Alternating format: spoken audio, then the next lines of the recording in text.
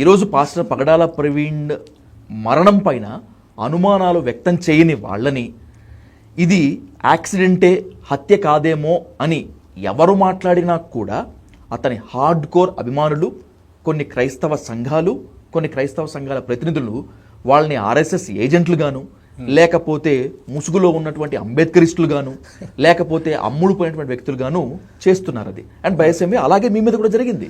అలాగే నా మీద ట్రోలింగ్ అవుతుందని నాకు తెలుసు. Like I don't even care, I don't even like I say bullshit. ఎందుకంటే మన ఆలోచనలు అంత చిన్నవి కాదు. I'm looking at communal harmony. Praveen చనిపోయాడని తెలియగానే దెన్ ఐ థాట్ అరే his work should not stop.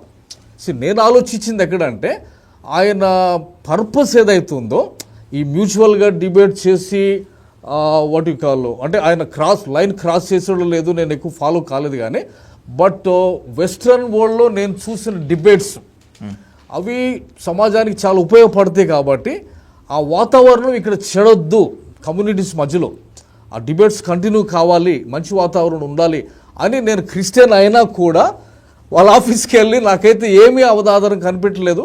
మా వాళ్ళు మీ మీద వేయాలనేసి ఆలోచనలు నడుస్తున్నాయి అక్కడ.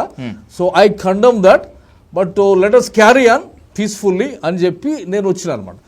Let us carry on this debates, ఇవన్నీ మనం కంటిన్యూ చేద్దాం, ఇది ముగింపు పెట్టదు. That's where my connection.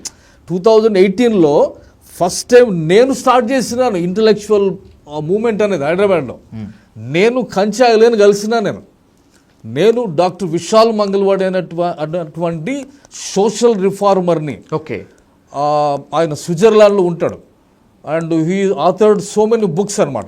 అంటే ఇండియా ఒక మల్టీ డైమెన్షనల్ మొత్తాన్ని ఆయన స్టడీ చేసి ఆయన బుక్స్ రాశాడు, భారతదేశంలో ఉన్నటువంటి పరిస్థితులు ఏంటని. అండ్ విశాల్ అండ్ కంచాయలే వారు ఫ్రెండ్స్ అనమాట. సో విశాల్ డైరెక్షన్తో నేను కంచాయలను కలిసి ఒక హరిహర కలాపంలో నేను మీటింగ్ పెట్టినాను. ఓకే, భారతదేశంలో బైబిల్ పాత్ర ఏంటి, బైబిల్ని ఎట్లా తగలబెడతారు, బైబిల్ ఇన్ని కోట్ల మందికి ఒక పవిత్ర గ్రంథం అయినప్పుడు 2.3 billion people across the world దాన్ని ఆరాధిస్తున్నప్పుడు దాన్ని మన దేశంలో తగలపెట్టేది ఏంటి అని తగలబెట్టినప్పుడు ఫస్ట్ టైం నేను మాట్లాడినా. బయటకు వచ్చి బైబిల్ తగలబెడతా ఉంటే డాక్టర్ సతీష్ కుమార్ ఏం చేస్తున్నాడు, నేను క్వశ్చన్ చేసినా. నేను I released a video saying corporate పాస్టర్లు అందరూ ఏం చేస్తున్నారు, కల్వరి సతీష్ కుమార్ ఏం చేస్తున్నాడు, జేసీఎన్ ఏం చేస్తున్నాడు, ఈ మెగా చర్చెస్ వాళ్ళందరూ. JCN means Shyam Kishore and that వీళ్ళు బౌన్సర్స్ కి చాలా ఫేమస్ కదండి. బౌన్సర్స్ ఫేమస్ వీళ్ళందరూ.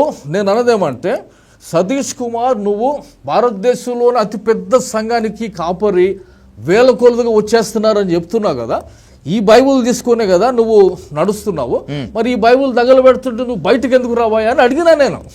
నేను మాట్లాడిన వీడియో వైరల్ వెళ్ళింది అప్పుడు. ఓకే, మాట్లాడితే ఆ తర్వాత అంటే it was a counter to all our corporate churches అనమాట.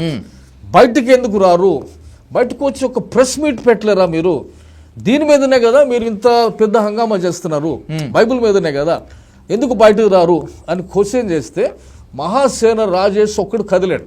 ఓకే, అక్కడ నుండి ఆంధ్రప్రదేశ్ నుండి. అప్పుడు ఆయన జస్ట్ స్టార్టింగ్ అప్ అనమాట, మహాసేన వాజ్ స్టార్టింగ్. సో ఆయన అప్పుడు వచ్చి ఇక్కడ హైదరాబాద్కి వచ్చి ఇక్కడ ప్రెస్ మీట్ పెట్టేలాడు. So that is where my foundations come. So ఆ కనెక్షన్లో నాకు Praveen close. You understand, intellectual కనెక్షన్లో నేను ఆయన ఇంటికి వెళ్ళి 10 సార్లు డిన్నర్ చేశాను అనేది కాదు ఇక్కడ ఇష్యూ. ఇద్దరం కలిసి ఒకే ఆర్గనైజేషన్లో పనిచేసినాం. నేను 15 సంవత్సరాలు పనిచేసినాను, నాకు జూనియర్ అతను. ఇప్పుడు ఆయన విషయంలో నేను మాట్లాడుకుని ఎవరు మాట్లాడతారు?